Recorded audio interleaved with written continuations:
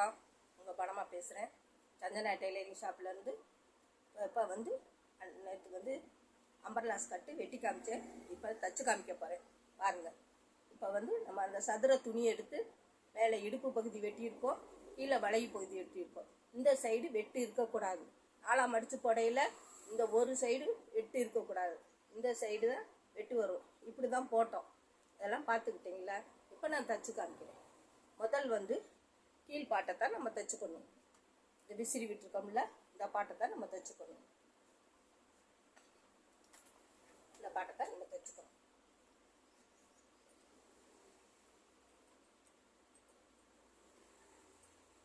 இதை முனியை இந்த ஓரத்தை இப்படி மடித்து அடித்து தைச்சிடணும்.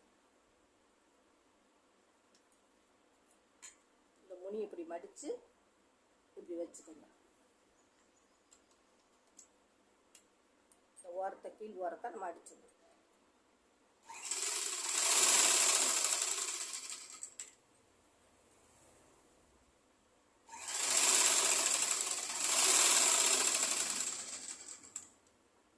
சுருக்கு விடாமல் பொறுமையாக தூக்கி வச்சு அடிச்சுக்கலாம்.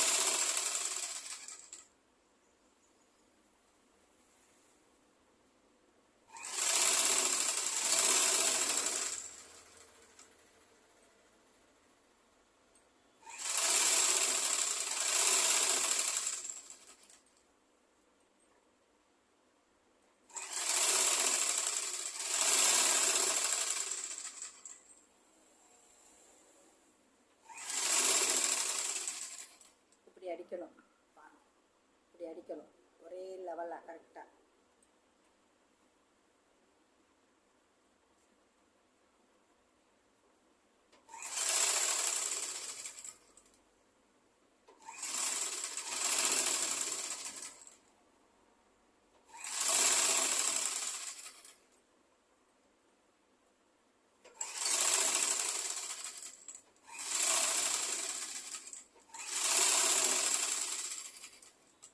கையில் உருட்டிக்கிட்டு அந்த பெருவரில் உருட்டிக்கிட்டு 1 இன்ச்சு அளவுக்கு நம்ம அடிக்கணும்.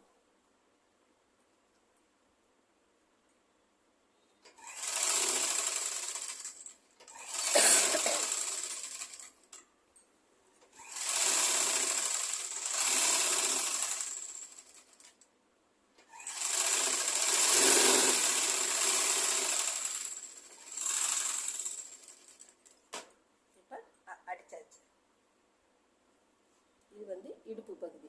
இப்போ இந்த இடுப்பு பகுதியை இப்படி வளைவாக விட்டுக்கணும். இந்த இடுப்பு பகுதியில் நம்ம என்ன செய்யணும், இந்த இதை ஜாயின் பண்ணணும். இந்த 2 பாட்டு இடுப்புக்கு தேவையான அகலத்தை ஜாயின் பண்ணணும்.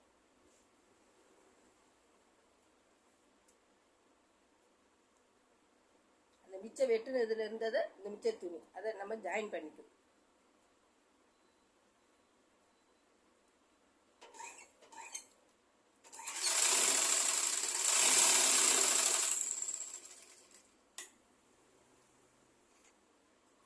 ஜாயின் பண்ணிவிட்டு நமக்கு அந்த இடுப்புக்கு நமக்கு எவ்வளோ தேவையோ அதை நம்ம ஜாயின் பண்ணிடுவோம்.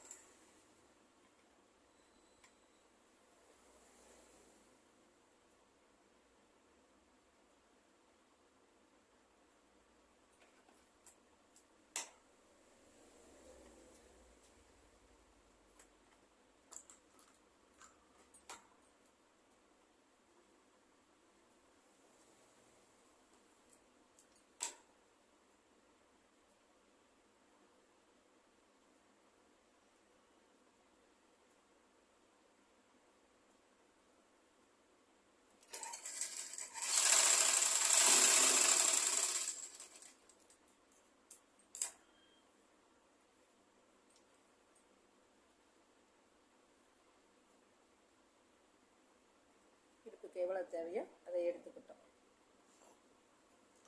இப்போ என்ன செய்ய போகிறோம், இது முன்பக்கம், இது வந்து உள்பக்கமாக இந்த ஓரத்தை கொஞ்சம் இந்த கரப்பாக இருக்குது, இந்த ஓரத்தை இப்படி இதில் வச்சு அடிச்சுக்கோங்க. இதுலேருந்து நான் கரெக்டாக வச்சு அடிச்சுக்கோங்க.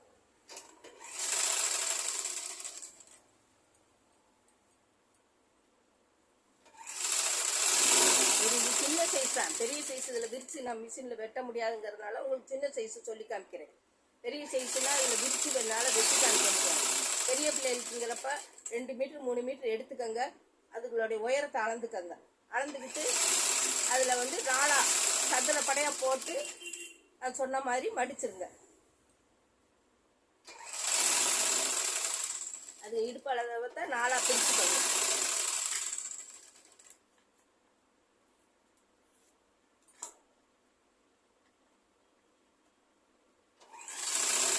இப்போ ஒரு சைடு அடிச்சுட்டு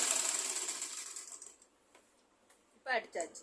இப்போ இது என்ன செய்கிறோம், திருப்பி இந்த இதை முனி எப்படி ஓரமாக தேய்ச்சி விட்டுக்கோங்க. இது வந்து ஸ்கர்ட்டு. இது வந்து அம்பர்லா லாங் டாப்புக்கு வந்து மேலே பாடி ஏற்றிடுவோம். இது வந்து ஸ்கர்ட்டுனால உங்களுக்கு மேலே பட்டி கொடுக்குறேன். இந்த பட்டியை இதில் எலாஸ்டிக்கு கோர்த்துக்கலாம், இல்லைன்னா நம்ம அடித்து விட்டுறலாம். இந்த இடத்துல கொக்கி வைக்கிறதுக்கு இதை இப்படி அடிச்சிருங்க. திருப்பி அந்த தையலை உள்ளே விட்டுட்டு அந்த பீஸை மேலே வைங்க. இப்படி மேலே வச்சிங்கன்னா தான் அந்த தையல் வெளியே தெரியாது. ஒரு கலர் நூல் போட்டு இப்போ காமிக்கிறேன். இப்படி அந்த பீஸுக்கு மேலே அந்த தையல் நம்ம அடித்த தையல் வெளியே தெரியாத அளவுக்கு இந்த பீஸை மடித்து வைங்க.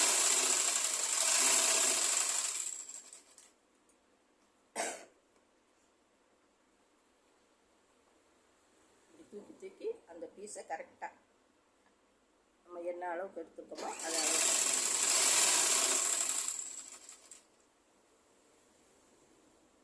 இல்லை பேண்ட் கொக்கி இல்லை சைடில் பேண்ட் கொக்கி வச்சுக்கலாம்.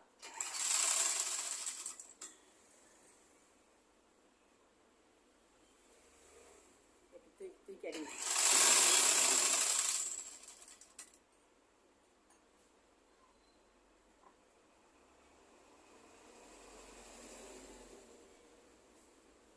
அலசல்லாமல்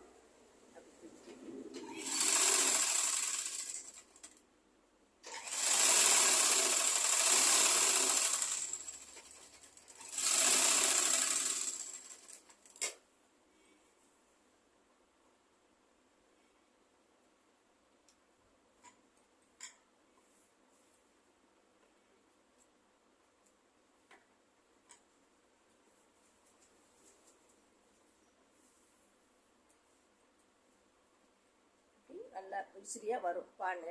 இதில் நல்லா நடக்கிற பிள்ளைகளுக்கு இது வந்து ரொம்ப சின்ன சைஸு.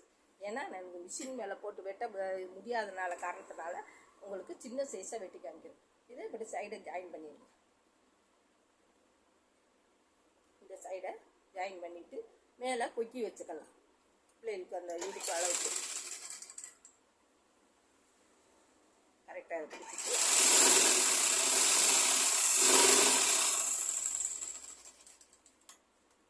தையல். இதை அம்பர்லா ஸ்கர்ட்டு பாருங்க.